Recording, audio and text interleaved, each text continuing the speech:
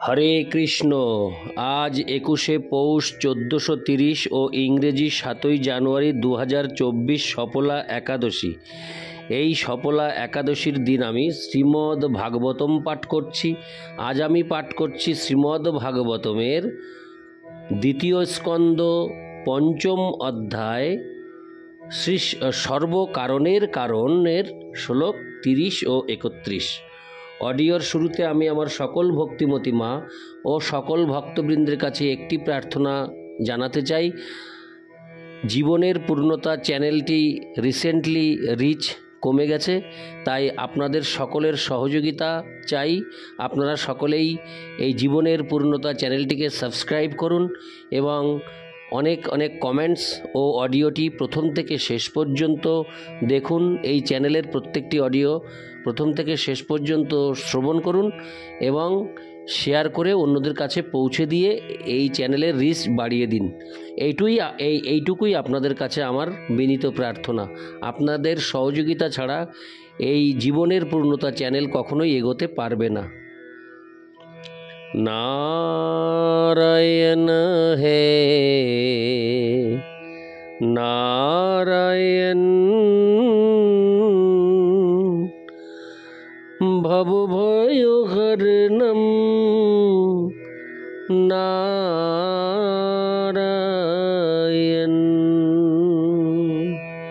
श्लोक 30। বৈকারিকান্নো যজ্ঞে দেবা বৈকারিকাদশ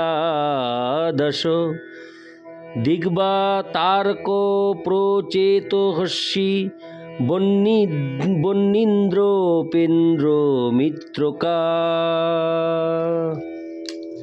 অনুবাদ: বৈকারিক অহংকার থেকে মন উদ্বুদ্ধ হয়ে ব্যক্ত হয়েছে, সেই সঙ্গে শরীরের গতি নিয়ন্ত্রক 10টি দেবতাও প্রকট হয়েছে। এই সমস্ত দেবতারা হচ্ছেন দিকসমূহের নিয়ন্তা, বায়ুর নিয়ন্তা পবনদেব, সূর্যদেব দক্ষ প্রজাপতির পিতা, অশ্বিনী কুমারদ্বয় দেবরাজ ইন্দ্র, স্বর্গের শ্রীবিগ্রহ উপেন্দ্র, আদিত্য দেবগণের প্রধান মিত্র এবং প্রজাপতি ব্রহ্মা। তাৎপর্য: বৈকারিক হল সৃষ্টির নিরপেক্ষ অবস্থা এবং তেজস হল সৃষ্টির প্রবর্তক, আর তমস হচ্ছে অজ্ঞানের প্রভাবে সেই জড় সৃষ্টির পূর্ণ প্রদর্শন। কলকারখানায় জীবনের আবশ্যকতাসমূহ নির্মাণ কলিযুগের বা যান্ত্রিক যুগে অত্যন্ত প্রাধান্য লাভ করে এবং তা হচ্ছে তমগুণের সর্বোচ্চ অবস্থা। মানব সমাজের এই প্রকার নির্মাণকারী উদ্যোগ তমগুণে সম্পন্ন হয়, কেননা প্রকৃতপক্ষে এই সমস্ত নির্মিত সামগ্রীর কোনো প্রয়োজন নেই। মানব সমাজের প্রধান প্রয়োজন হচ্ছে জীবন ধারণের জন্য আহার, নিদ্রার জন্য গৃহ বা আত্মরক্ষার জন্য আশ্রয় এবং ইন্দ্রিয় সন্তুষ্টি বিধানের জন্য বস্তুসমূহ। ইন্দ্রিয়গুলি জীবনের বাস্তব লক্ষণ, যা পরবর্তী শ্লোকে বিশ্লেষণ করা হবে। মানব সভ্যতার উদ্দেশ্য হচ্ছে ইন্দ্রিয়গুলিকে শুদ্ধ করা এবং ইন্দ্রিয় তৃপ্তির সরবরাহ আবশ্যকতা অনুসারে হওয়া উচিত। কৃত্রিমভাবে ইন্দ্রিয়গুলির আবশ্যকতা বৃদ্ধি করার জন্য নয়। আহার, আশ্রয়, আত্মরক্ষা এবং ইন্দ্রিয় তৃপ্তি এগুলি জড় জীবনের আবশ্যকতা। তা না হলে শুদ্ধ নির্মল স্বরূপে জীবের এগুলির প্রয়োজন হয় না। তাই এই সমস্ত প্রয়োজনগুলি কৃত্রিম এবং জীবনের শুদ্ধ অবস্থায় সেগুলির কোনো প্রয়োজন নেই। প্রকৃতপক্ষে কৃত্রিমভাবে প্রয়োজনগুলি বৃদ্ধি করা, যা জড় সভ্যতার স্বাভাবিক বৃত্তি, তা অজ্ঞান তামসিক কার্যকলাপ। এই প্রকার কার্যকলাপের ফলে মানুষের শক্তির অপচয় হয়, কেননা মানবিক শক্তির প্রকৃত উদ্দেশ্য হচ্ছে পরমেশ্বর ভগবান ঋষিকেশের ইন্দ্রিয় তৃপ্তি সাধনের জন্য ইন্দ্রিয় সমূহকে পবিত্র করা। পরমেশ্বর ভগবান অপ্রাকৃত ইন্দ্রিয়ের পরম অধীশ্বর হওয়ার ফলে তিনি হচ্ছেন ইন্দ্রিয়ের অধিপতি ঋষিকেশ। ঋষিক শব্দটির অর্থ হচ্ছে ইন্দ্রিয় সমূহ এবং ঈশো মানে ঈশ্বর। ভগবান ইন্দ্রিয়ের দাস নন, অর্থাৎ তিনি ইন্দ্রিয়ের নির্দেশ অনুসারে পরিচালিত হন না, কিন্তু বদ্ধ জীবেরা ইন্দ্রিয়ের দাস, তার ইন্দ্রিয়ের নির্দেশ অনুসারে পরিচালিত হয়। হরে কৃষ্ণ, তারা ইন্দ্রিয়ের নির্দেশ অনুসারে পরিচালিত হয়। তাই জড় সভ্যতা হচ্ছে ইন্দ্রিয়ের তৃপ্তি সাধনের ব্যবস্থা মাত্র।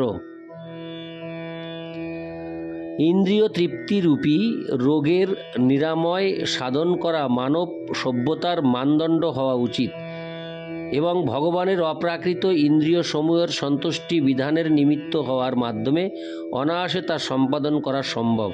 ইন্দ্রিয়গুলিকে তাদের কার্যকলাপ থেকে বিরত করা যায় না, কিন্তু সেগুলিকে ঋষিকেশের ইন্দ্রিয় তৃপ্তি সাধনের শুদ্ধ সেবায় যুক্ত করার মাধ্যমে পবিত্র করা যায়। এটি হচ্ছে সমগ্র ভগবদ্গীতার উপদেশ।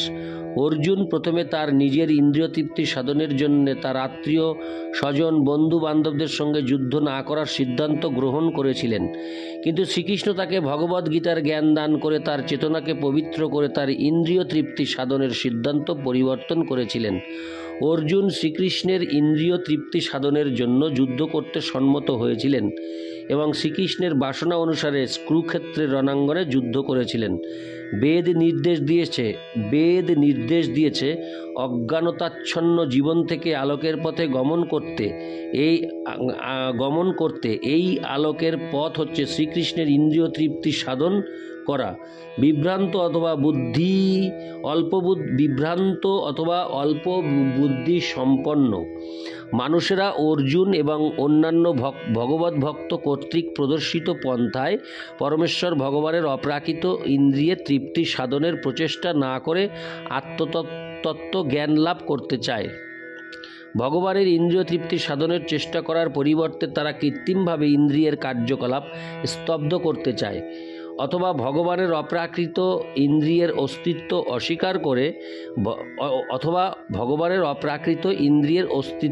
অস্বীকার করে। ভগবত ভক্তরা কিন্তু এই সমস্ত যোগী এবং জ্ঞানীদের থেকে অনেক ঊর্ধ্বে, কেননা ভগবানের শুদ্ধ ভক্ত ভগবানের ইন্দ্রিয়কে অস্বীকার করেন না। তারা পরমেশ্বর ভগবানের ইন্দ্রিয়ের তৃপ্তি সাধন করতে চান। অজ্ঞানের অন্ধকারে আচ্ছন্ন থাকার ফলেই কেবল যোগী এবং জ্ঞানীরা ভগবানের ইন্দ্রিয়কে অস্বীকার করে এবং কৃত্রিমভাবে তাদের রোগগ্রস্ত ইন্দ্রিয়ের কার্যকলাপ সংযত করার চেষ্টা করে। রোগগ্রস্ত অবস্থায় ইন্দ্রিয়গুলি জড়জাগতিক প্রয়োজনগুলি বৃদ্ধি করার ব্যাপারে অত্যন্ত সক্রিয় হয়। কেউ যখন ইন্দ্রিয়ের কার্যকলাপ বর্ধিত করার কুফল দর্শন করতে পারে তখন তাকে বলা হয় জ্ঞানী, এবং কেউ যখন যৌগিক প্রথার মাধ্যমে ইন্দ্রিয়ের কার্যকলাপ স্তব্ধ করার চেষ্টা করেন তাকে বলা হয় যোগী। কিন্তু যখন কেউ পরমেশ্বর ভগবানের অপ্রাকৃত ইন্দ্রিয়সমূহের সন্ধানে সম্পূর্ণরূপে অবগত হয়ে তার ইন্দ্রিয়ের সন্তুষ্টি বিধানের চেষ্টা করেন তাকে বলা হয় ভগবদ ভক্ত। ভগবদ ভক্তরা কখনো ভগবানের ইন্দ্রিয়গুলিকে অস্বীকার করেন না অথবা কৃত্রিমভাবে ইন্দ্রিয়ের কার্যকলাপ বন্ধ করার চেষ্টা করেন না। পক্ষান্তরে তারা স্বতঃস্ফূর্তভাবে পরিশুদ্ধ ইন্দ্রিয়ের দ্বারা সমস্ত ইন্দ্রিয়ের যিনি ঈশ্বর তারই সেবায় যুক্ত হন, ঠিক যেমন অর্জুন যুক্ত হয়েছিলেন, এবং তার ফলে তারা অনায়াসে সমস্ত পূর্ণতার চরম লক্ষ্য ভগবানের সন্তুষ্টি বিধানের বিশুদ্ধ অবস্থা প্রাপ্ত হন। ইতি শ্লোক 30। শ্লোক 31।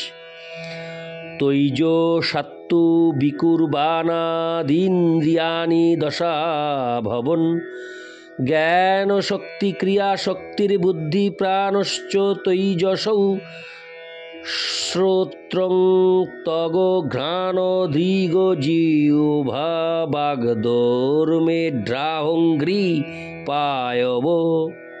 অনুবাদ: রাজস অহংকার বিকার প্রাপ্ত হলে তা থেকে জ্ঞান শক্তি, বুদ্ধি এবং ক্রিয়াশক্তি প্রাণসহ কর্ণ, ত্বক, নাসিকা, চক্ষু, জিহ্বা, বাক, পানি, উপস্থ, পাদ এবং পায়ু এই 10টি ইন্দ্রিয়ের উৎপত্তি হয়।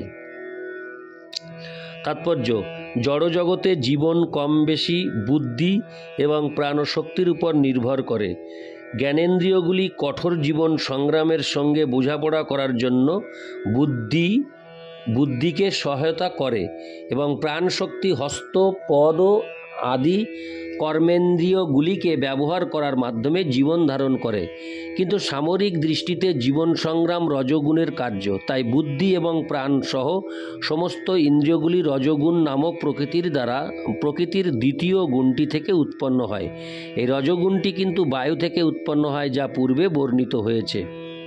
ইতি শ্লোক 31। नारायण हे